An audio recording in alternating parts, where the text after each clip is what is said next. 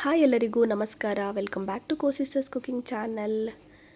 ನಾನಿವತ್ತು ತುಂಬಾ ಸಿಂಪಲ್ಲಾಗಿ ತುಂಬಾ ಕ್ವಿಕ್ಕಾಗಿ ರೆಡಿಯಾಗುವಂತಹ ಮ್ಯಾಗಿ ಮಸಾಲ ಪಾಸ್ತಾ ಯಾವ ರೀತಿ ಮಾಡೋದು ಅಂತ ತೋರಿಸ್ತಾ ಇದ್ದೀನಿ. ತುಂಬಾ ಟೇಸ್ಟಿಯಾಗಿರುತ್ತೆ, ತುಂಬ ಕ್ವಿಕ್ಕಾಗೂ ರೆಡಿಯಾಗುತ್ತೆ. ಸೊ ಬ್ಯಾಚುಲರ್ಸು ಮತ್ತು ಫಸ್ಟ್ ಟೈಮ್ ಟ್ರೈ ಮಾಡೋರು ಈಸಿಯಾಗಿ ಮಾಡ್ಕೊಬೋದು. ಮಕ್ಕಳಿಗೆ ತುಂಬಾ ಇಷ್ಟ ಆಗುತ್ತೆ. ಮಕ್ಕಳ ಲಂಚ್ ಬಾಕ್ಸ್ಗೆ ಇಲ್ಲ ಬ್ರೇಕ್ಫಾಸ್ಟ್ಗೆ ಇದನ್ನು ಮಾಡಿಕೊಟ್ರೆ ತುಂಬಾ ಇಷ್ಟಪಟ್ಕೊಂಡು ತಿಂತಾರೆ. ಸೊ ತುಂಬ ಕ್ವಿಕ್ಕಾಗೂ ರೆಡಿಯಾಗುತ್ತೆ. ಇದನ್ನು ಯಾವ ರೀತಿ ಮಾಡೋದು ಅಂತ ನೋಡೋಣ. ನಾನಿಲ್ಲಿ ಒಂದು ಬೌಲಲ್ಲಿ 2ರಿಂದ 3 ಗ್ಲಾಸಷ್ಟು ನೀರನ್ನು ಕುದಿಸಿ ಅದಕ್ಕೆ 200 ಗ್ರಾಮಷ್ಟು ಪಾಸ್ತಾನ ಹಾಕ್ಕೊಂಡು ಸ್ವಲ್ಪ ಸಾಲ್ಟ್ ಹಾಕಿ ಅದಕ್ಕೆ 1 ಸ್ಪೂನಷ್ಟು ಎಣ್ಣೆನ ಹಾಕಿ ಬಾಯ್ಲ್ ಮಾಡ್ಕೊತಾ ಇದ್ದೀನಿ. ಇದನ್ನು ಒಂದು 6 to 7 ಮಿನಿಟ್ಸ್ ಚೆನ್ನಾಗಿ ಬಾಯ್ಲ್ ಮಾಡ್ಕೊಬೇಕು. ಬಾಯ್ಲ್ ಮಾಡ್ಕೊಂಡ್ರೆ ನೋಡಿ ನಮಗೆ ಈ ರೀತಿ ಆಗುತ್ತೆ, ಸ್ವಲ್ಪ ಸಾಫ್ಟ್ ಆಗುತ್ತೆ. ಸೊ ನಾವು ಪ್ರೆಸ್ ಮಾಡಿ ನೋಡಿದ್ರೆ ಗೊತ್ತಾಗುತ್ತೆ. ಸೊ ಇಷ್ಟು ಮಾತ್ರ ಆದರೆ ನಮಗೆ ಪಾಸ್ತಾ ಬೆಂದಿದೆ ಅಂತ ಗೊತ್ತಾಗುತ್ತೆ. ಇವಾಗ ನಾನು ಒಂದು ಸ್ಟ್ರೈನರಲ್ಲಿ ನೀರನ್ನೆಲ್ಲನೂ ಸೋದಿಸ್ಕೊತಾ ಇದ್ದೀನಿ. ಸೊ ನೀರೆಲ್ಲ ಸಪ್ರೇಟ್ ಮಾಡಿ ನಾನು ಇದನ್ನು ಒಂದು ಬೌಲ್ಗೆ ಹಾಕ್ಕೊತಾ ಇದ್ದೀನಿ.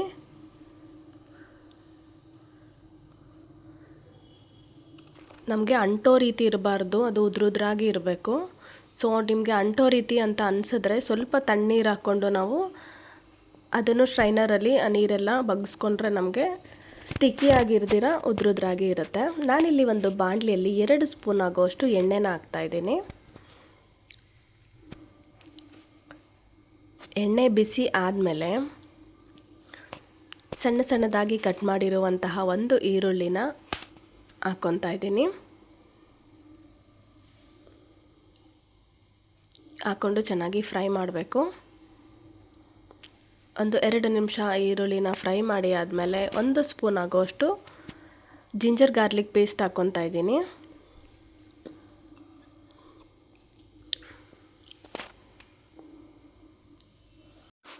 ಹಾಕ್ಬಿಟ್ಟು ಚೆನ್ನಾಗಿ ಫ್ರೈ ಮಾಡಬೇಕು.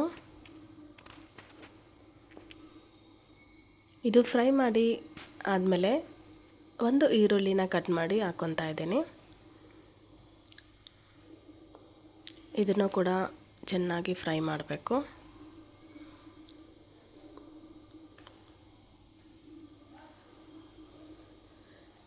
ಇದಕ್ಕೆ ಸ್ವಲ್ಪ ಸಾಲ್ಟ್ ಹಾಕ್ಕೊತಾ ಇದ್ದೀನಿ.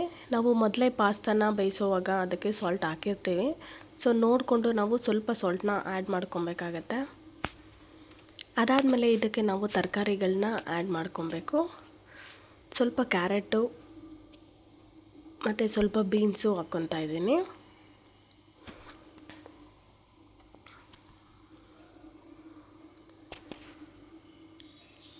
ಇವೆರಡು ಹಾಕ್ಕೊಂಡು ಚೆನ್ನಾಗಿ ಫ್ರೈ ಮಾಡಬೇಕು. ಲೋ ಫ್ಲೇಮಲ್ಲೇ ನಾವು ಒಂದು 2ರಿಂದ 3 ನಿಮಿಷ ಚೆನ್ನಾಗಿ ಫ್ರೈ ಮಾಡಬೇಕು. ಇದನ್ನು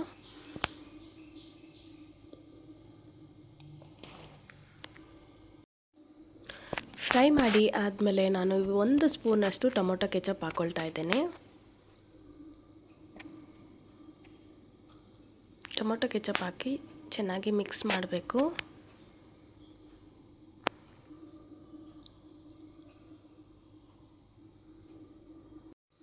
ಈಗ ಇದಕ್ಕೆ ನಾನು 2 ಪ್ಯಾಕಷ್ಟು ಮ್ಯಾಗಿ ಮಸಾಲ ಹಾಕ್ಕೊತಾ ಇದ್ದೀನಿ. ಮ್ಯಾಗಿ ಮಸಾಲ ತುಂಬಾ ಚೆನ್ನಾಗಿರುತ್ತೆ. ಸೊ ನಾವು ಯಾವ ಫ್ರೈ ಮಾಡಿದ್ರೂ ಈ ಮ್ಯಾಗಿ ಮಸಾಲ ಹಾಕಿದ್ರೆ ತುಂಬ ಟೇಸ್ಟಿ ಅನಿಸುತ್ತೆ. ಸೊ ನೀವು ಈ ಥರ ಮಾಡಿ ಟ್ರೈ ಮಾಡಿ ನೋಡಿ, ಮತ್ತೆ ಮತ್ತೆ ಮಾಡ್ಕೊತೀರಾ, ಅಷ್ಟು ಟೇಸ್ಟಿಯಾಗಿರುತ್ತೆ. ಸೊ 2 ಪ್ಯಾಕಷ್ಟು ನಾನು ಮ್ಯಾಗಿ ಮಸಾಲಾನ ಇದಕ್ಕೆ ಆ್ಯಡ್ ಮಾಡ್ತಾಯಿದ್ದೀನಿ. ಹಾಕ್ಕೊಂಡು ಚೆನ್ನಾಗಿ ಮಿಕ್ಸ್ ಮಾಡಬೇಕು.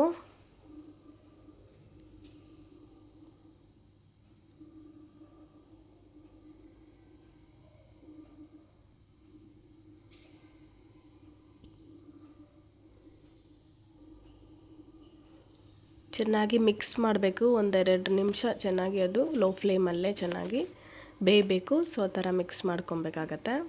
ಇವಾಗ ನಾವು ಬೇಯಿಸಿಟ್ಟಿರುವಂತಹ ಪಾಸ್ತಾನ ಕೂಡ ಅದ್ರ ಜೊತೆಗೇ ಹಾಕ್ಕೊತಾ ಇದ್ದೀನಿ. ಹಾಕ್ಕೊಂಡು ಚೆನ್ನಾಗಿ ಮಿಕ್ಸ್ ಮಾಡಬೇಕು. ಸೊ ಅದ್ರ ಮಸಾಲ ಎಲ್ಲ ಪಾಸ್ತಾಗೆ ಚೆನ್ನಾಗಿ ಅಂಟ್ಕೊಬೇಕು. ಸೊ ಆ ಥರ ಮಿಕ್ಸ್ ಮಾಡ್ಕೊಬೇಕಾಗತ್ತೆ.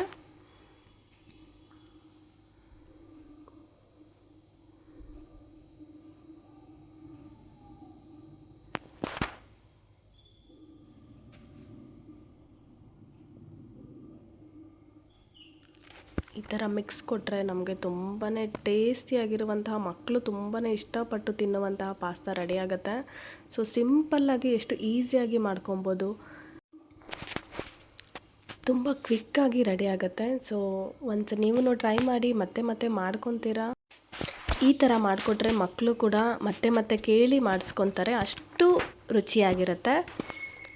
ಸೊ ಇದೇ ಥರ ರೆಸಿಪೀಸ್ಗೋಸ್ಕರ ನಮ್ಮ ಚಾನಲ್ನ ಸಬ್ಸ್ಕ್ರೈಬ್ ಮಾಡಿ, ಲೈಕ್ ಮಾಡಿ, ಶೇರ್ ಮಾಡಿ. Thanks for watching.